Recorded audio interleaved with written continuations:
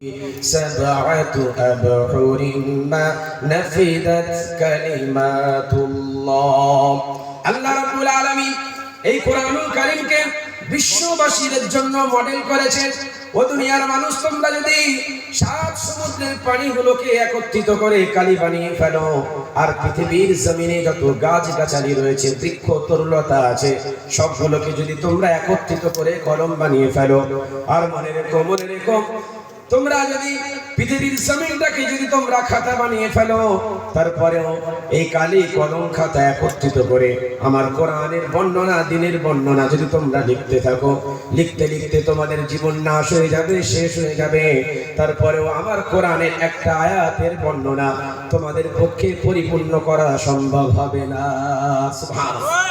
আল্লাহ রাব্বুল আলামিন কোরআনুল কারীমের জায়গায় বলছেন, কুল লাউ কানাল বাহরু মিদাদান লিকালিমাতি রাব্বি লানাফিদাল বাহরু ক্বাবলা আন তানফাদা কালিমাতু রাব্বি ওয়ালাউ জি'না বিমিসলিহি মাদাদা। রব্বুল আলামিন বললেন, ও দুনিয়ার মানুষ, তোমরা সাত সমুদ্রের পানিগুলোকে একত্রিত করো।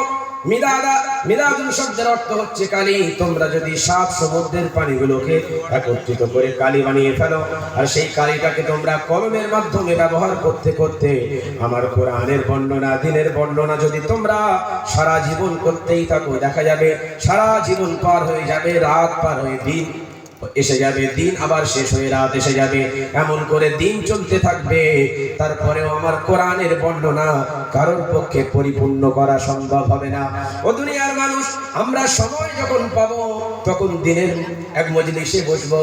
দিনের মজলিসে যদি আমরা বসতে পারি, তাহলে আমরা সঠিকভাবে জ্ঞান অর্জন করতে পারবো। কেননা মরহুম ছোট হুজুর পীর কেবলা রাহমাতুল্লাহ আলাইহি তিনি বলেছিলেন, এটা আব্বাজানের মুখ থেকে শুনেছিলাম, মরহুম ছোট হুজুর পীর কেবলা তিনি বলতেন যে যাদের ইতাআত লাইফ বরবাদ হয়ে গেছে, যারা আর মাদ্রাসার জীবনে পড়ার মতো ক্ষমতা নাই, যারা আর মাদ্রাসার জীবনে পড়ে আলেম এবং হাফেজে কোরআন হওয়ার সময় আর নাই, যারা বুড়ো হয়ে গেছে, যারা বিবাহিত জীবন সংসার করা শুরু করে দিয়েছে, তাদের জন্য উত্তম হলো জলসার মজলিস এবং মিলাদের মজলিস। তোমরা যখন সময় পাবে, এটা হচ্ছে তোমাদের জন্য মাদ্রাসা। তাই বুড়োদের জন্য বলেছেন, বয়স্ক বৃদ্ধ মানুষদের জন্য বলেছেন, তোমরা যখন সময় পাবে তোমরা কোরআনের মজলিসে, দিনের মজলিসে বসে পড়ো। তাই আমাদের কর্তব্য হবে, যখন কোরআনের কথা, হাদিসের কথা, দিনের কথা, শরীয়তের কথা হবে, দুনিয়ার সমস্ত রকমের ব্যস্ততা থেকে নিজেদেরকে মুক্ত করে একটু দিনের মজলিসে যদি বসতে পারি, তাহলে যতক্ষণ বসে থাকবো আল্লাহর মালাইকা ফেরেশতারা নিজেদের নামগুলোকে জান্নাতি ব্যক্তিদের সঙ্গে সম্মিলিত করে দেবেন।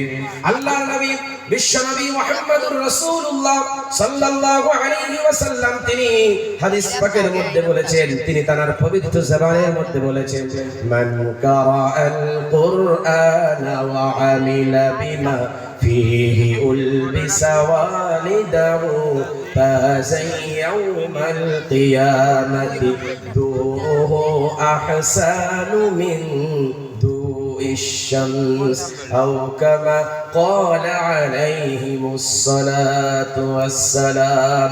বিশ্বনবী বললেন, তোমাদের মধ্যে যে ব্যক্তি কোরআন তেলাওয়াত করলো, কোরআন পড়লো, কোরআন বুঝলো, কোরআন জানলো এবং তার উপরে আমল করতে পারলো, উলবিসা ওয়ালিদাহু তাযা ইয়াউমাল কিয়ামা, কাল কিয়ামতের ময়দানে ওই সমস্ত কোরআন তেলাওয়াত করনে ওয়ালা ব্যক্তির আব্বা মায়ের মাথায় আল্লাহ রাব্বুল আলামিন এমন নূরের তাজ, এমন নূরের টুপি পরিধান করিয়ে দেবেন, কাল কিয়ামতের ময়দানে লা জিল্লা ইল্লা জিল্লুহু, যেদিন আরশের ছায়া ছাড়া কোনো ছায়া থাকবে না, মানুষ কঠিন অন্ধকার কিয়ামতের ময়দান সহ্য করতে পারবে না।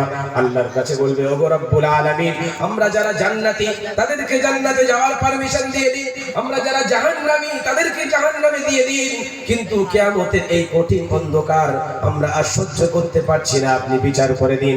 এমন সময় সেই কঠিন কিয়ামতের ময়দানে, অন্ধকার ময়দানে আল্লাহ রাব্বুল আলামিন এই রকম নূরের নূরের মেম্বার, এই রকম নূরের মেম্বারে দুইজন ব্যক্তির মাথায় নূরের টুপি পরিয়ে দিয়ে পুরো অন্ধকার কিয়ামতের ময়দান আলোয় আলোকিত করে দেবে। কিয়ামতের ময়দানে ব্যক্তিরা রব্বুল আলামিনকে জিজ্ঞাসা করবেন, ওগো রব্বুল আলামিন, এই সমস্ত ব্যক্তি কারা যাদের মাথায় আপনি নূরের টুপি পরিয়ে দিয়েছেন, যে নূরের টুপির জ্যোতিতে পুরো কিয়ামতের ময়দান আলোয় আলোকিত হয়ে গেছে? রব্বুল আলামিন তখন বলবেন, এরা সেই সমস্ত কোরআনের হাফেজ এবং সেই সমস্ত আলেমে দ্বীনের মা বাপ যারা নিজেদের সন্তানগুলোকে কোরআনের শিক্ষা দিয়েছিল, যারা নিজেদের সন্তানগুলোকে আলেমে দ্বীন করেছিল এবং এনাদের সন্তানগুলো শরিয়াতের ভিত্তিতে শরিয়াতের দৃষ্টিভঙ্গিতে জীবন পরিচালনা করেছিল এবং অন্যকে কোরআন শিক্ষা দিয়েছিল, কোরআনের কথা বলেছিল, দ্বীনের কথা বলেছিল। তাই আজকের এই সমস্ত ব্যক্তি, এই সমস্ত মা বাপদের এই সম্মান দেওয়া হয়েছে। রব্বুল আলামিন বলবেন, ও বান্দা, তোমরা যদি তোমাদের সন্তানগুলোকে সঠিকভাবে কোরআনের শিক্ষা দিতে, সঠিকভাবে দ্বীনের শিক্ষা দিতে, তাহলে আজকেরও তোমাদেরকে এই সম্মান জানানো হতো।